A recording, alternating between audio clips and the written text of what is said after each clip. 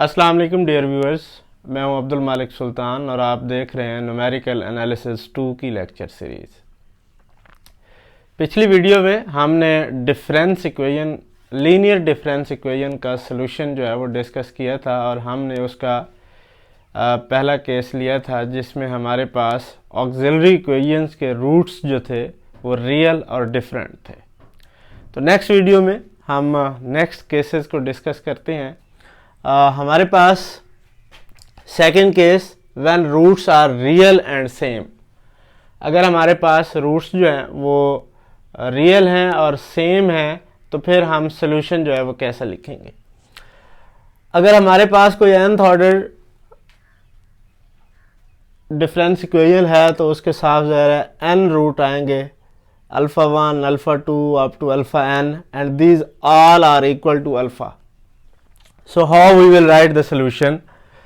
The solution is y sub x is equal to c1 some constant plus c2x plus c3x square and so on up to cn x n minus 1 into alpha x.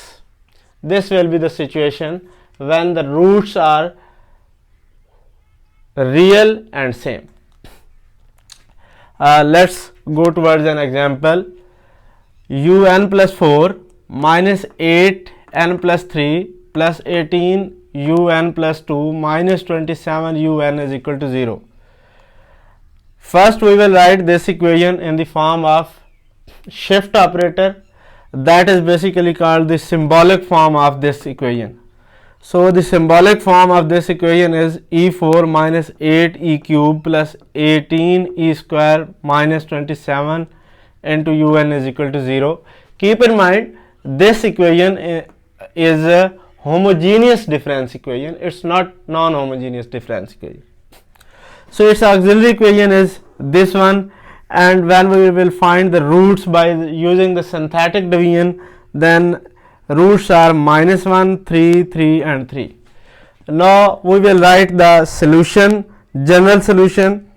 Y sub x is equal to c1. This root is different and these three roots are same. So c1 minus 1 power n. In previous example here was x not n. Now here is n, that is why we will use here the symbol n. So c1 minus 1 power n plus c2 plus c3, here also n, it's not x, as the symbol is n in the example. So c3n plus c4n square into 3 power n. This is what the solution is. Next is the case 3 when roots are imaginary and real. If there are only two roots, they may be complex. If there are n roots, then some of them may be imaginary and some of them may be real. So imaginary root will always occur in the form of pairs. So let me say that alpha 1 is equal to a plus iota b and alpha 2 is a minus iota b, and all other roots are real, alpha 3, alpha 4 and up to alpha n. Now how we will write the solution? Solution will, I have written the solution in the same manner as the roots are real and different. c1 a plus iota b power x, बिल्कुल उसी तरह से जैसे आप real root लिखते हैं c1 alpha 1 power x, तो alpha 1 की जगह पे a प्लस आयोटा b है, c2 अल्फा 2x, अल्फा 2 की जगह पे आपके पास a माइनस आयोटा b है, and plus in the same manner as the real roots are written. अब जरा इसको देख लेते हैं कि ये कैसे डील होंगे. a प्लस आयोटा b आपको पता है कि इस फॉर्म में, पोलर कोऑर्डिनेट्स में इस फॉर्म में लिखा जा सकता है r cos theta plus iota sine theta.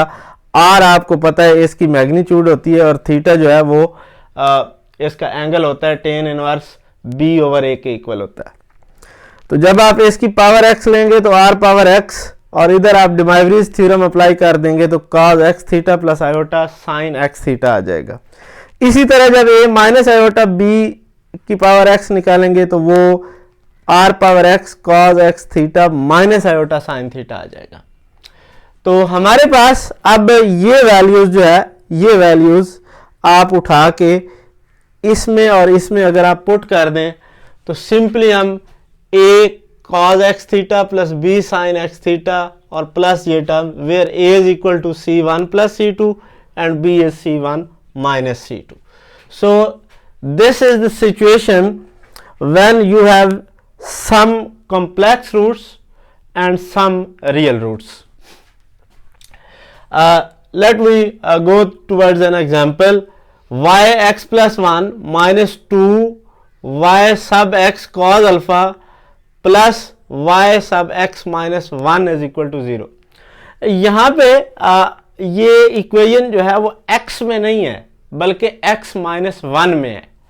तो ई स्क्वायर माइनस 2 ई cos अल्फा प्लस 1 जो इसकी सिंबॉलिक इक्वेशन बनेगी विद y सब x माइनस 1 मल्टीप्लाई होगा। यहाँ पे x नहीं होगा, इस बात का ख्याल रखें। जो सबसे छोटी वैल्यू होती है उसके हिसाब से डील करते हैं। तो इसकी ऑक्सिलरी इक्वेशन जो है वो ये बनेगी और रूट्स जो हैं वो cos alpha plus iota sine alpha के इक्वल आ जाएंगे। तो यहां से आप अगर r निकालेंगे तो रियल पार्ट का स्क्वायर प्लस इमेजिनरी पार्ट का square that is cos square theta plus sine square theta which is 1, r 1 आ जाएगा। और थीटा जो है वो tan inverse b over a है, तो b साइन अल्फा है और a जो है वो cos अल्फा है। तो ये आपके पास फाइनली अल्फा के इक्वल आ जाएगा। अब हमने सोल्यूशन लिखना है तो yx minus 1 is equal to c1 cos alpha, theta जो आया है वो अल्फा है। तो अगर आप देखें यहाँ पे आपने लिखा था a cos x थीटा, ठीक है जी। तो आपके पास जो है वो थीटा जो है दैट इज बेसिकली अल्फा के इक्वल, और यहाँ पे आपके पास x माइनस 1 और दिस इनटू 1 की पावर x माइनस 1। आप इसको मोर सिंपली अगर लिखना x में कन्वर्ट करना चाहते हैं तो जहाँ पे आपके पास x माइनस 1 है वहाँ पे आप x लिखते जाएं। y x माइनस 1 की जगह पे x लिख दिया है, alpha cos alpha x minus 1 की जगह पे x, इधर भी x और इधर भी x आप लिख देंगे। तो ये आपके पास फाइनली सोल्यूशन, ये लिख लें या ये सोल्यूशन लिख लें, बोथ आर राइट सोल्यूशन। तो नेक्स्ट वीडियो में हम नेक्स्ट केस के साथ हाजिर होंगे और फिर हमने इसके बाद हमारा एक आखिरी टॉपिक बात किया है वो नॉन होमोजीनियस डिफरेंस इक्वेशन। बिल्कुल इसी पैटर्न पे हम जो है वो नॉन होमोजीनियस डिफरेंस इक्वेशन को भी डील करेंगे। थैंक यू, अल्लाह हाफ़िज़।